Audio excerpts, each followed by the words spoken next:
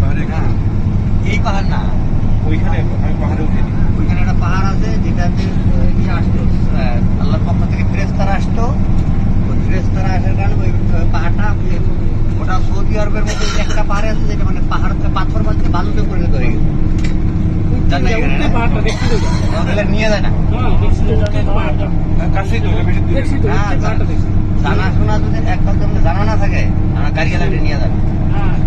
আমি পশ্চিম পাটনা দেখছি তো ওটা। ওটা পাহাড়টায় বালুর পাহাড়ে গেছি। উঠতেই তো হ্যাঁ, কিভাবে যাওয়ার আগে এটা আমি দেখাইলাম যে দেখেন এটা একমাত্র এই পাহাড়টা যেটা বালু, শুধু বালু। হ্যাঁ দেখা যায়।